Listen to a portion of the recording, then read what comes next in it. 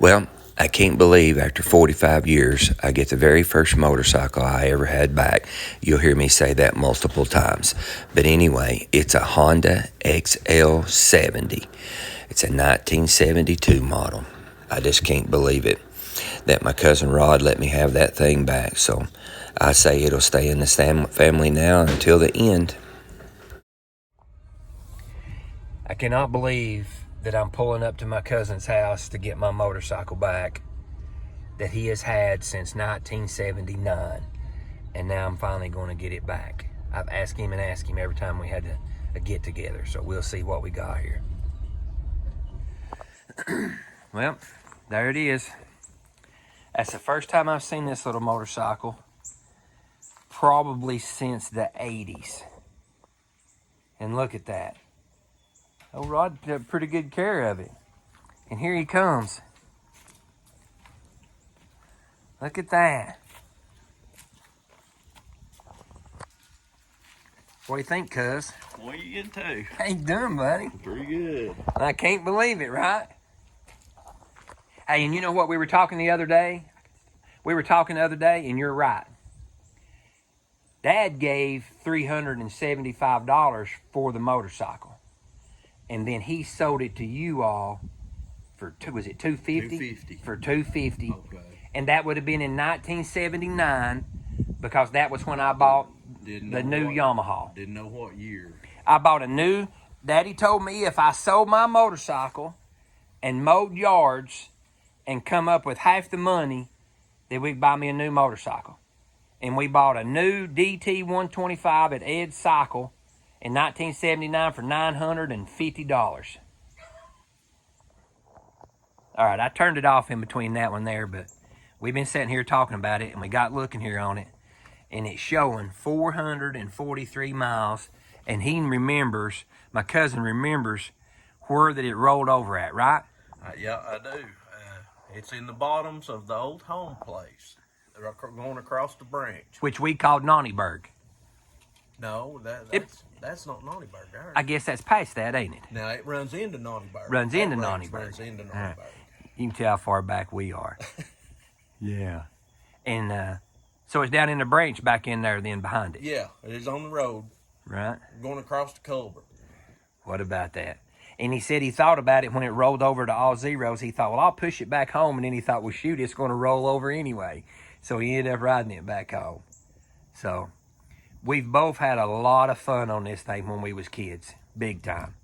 So I am going to actually restore it probably and get it running and put it in the garage. So that's pretty cool. And we got to looking. It's a 72 XL70. Oh, and he said this actually had the original tire on the front of it. That was actually the original tire. He put a back tire on it, but that was actually the original tire on it. So we'll get this thing loaded up, and I'll get it washed up and see if we can get it to run. Thanks again, cousin. No problem. I I'd rather appreciate have you have it than anybody.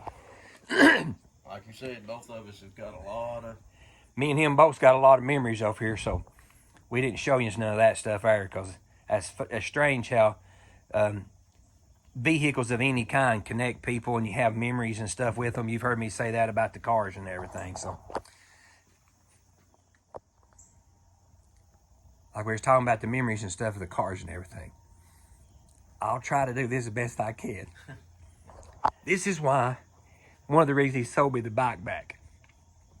When I got this for my 7th birthday, okay, by the time I was probably 9 or 10, my dad would get on the back of this motorcycle and we would ride all over up past where he lived and Tellico and everywhere. And my old papa would be on the back of that motorcycle, me and him be just getting it down through there on that thing. And then later on, after I got a little bit older, still probably not old enough to be riding on the road, but he had an old Yamaha YZ125, I think is what it was, some kind of 2-stroke dirt bike. And we'd get out through there and he'd go, all right, head off. And we would take back up off past where he lived and my great-grandmother lived back in through there. and he would follow me back through there. And all of this was well before I turned 14 years old, because when I turned 14 was when we sold this motorcycle, and I got a 125, and that was when I got my motorcycle license. So I've had my motorcycle license since 1979. Pretty cool memories. All right. It ain't really yours until it's on the trailer. So it's on the trailer. It's going back home. It's going back home. Thanks, man. How cool is that? So, all right. We're going to get this thing to the house. Might be too late to get smelly tonight, but tomorrow night, this thing's going to be thrashed on. Scott, in his very first motorcycle that he got when he was 7 years old, has been in his cousin's basement.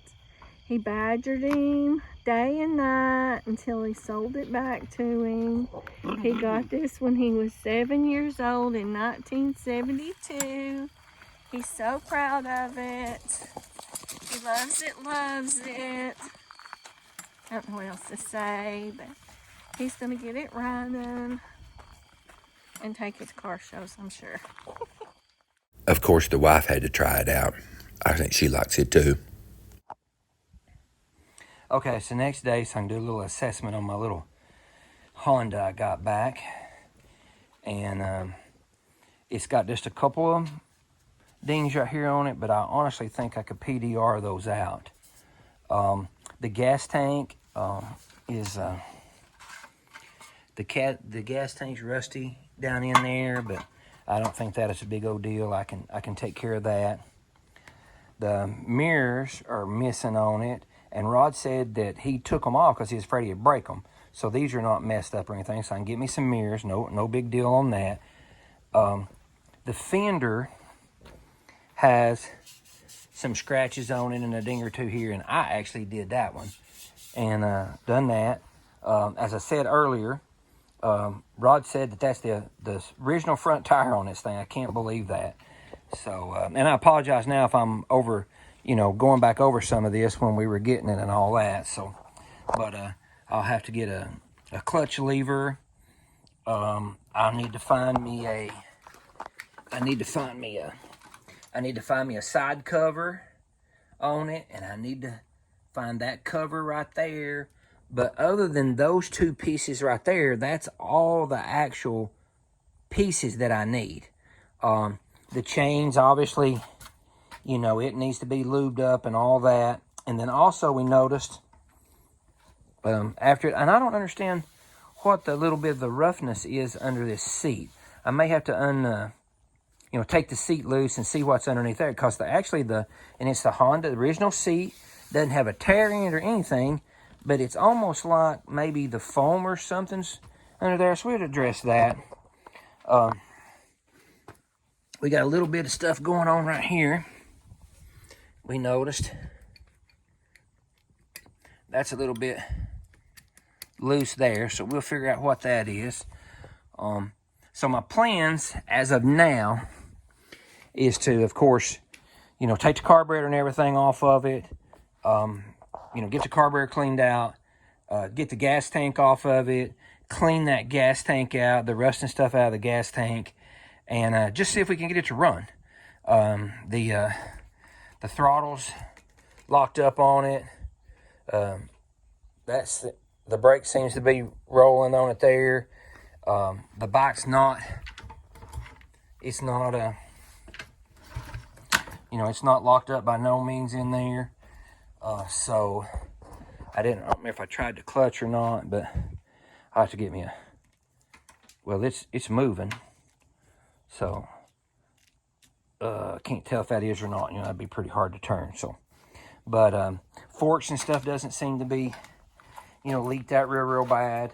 So anyway, so my plans is to get it running, and then I'll decide what I want to do with the rest of it, because it's actually in really nice shape. I think if I could find the left side one of them with a 70 on it, the only thing I might do is straighten up that front fender. But so that's just undetermined. Let me know what you think, what you would do with this thing. But anyway, again, thanks so much for watching our channel. thanks so much for bearing with us while we're trying to figure out how to do these and not just seem plumb stupid and when we're explaining this stuff, because we are having a lot of fun. And but I hope you check me out on this thing right here. It's my very first motorcycle, 1972 Honda XL70, that I was so gracious to get back from my cousin there. And also, I'm gonna do a little update on the Falcon. Reason you hadn't seen nothing on it. So thanks again. Hey, thanks for watching our channel. If you don't care, subscribe, like, leave me a comment. Let me know what you think.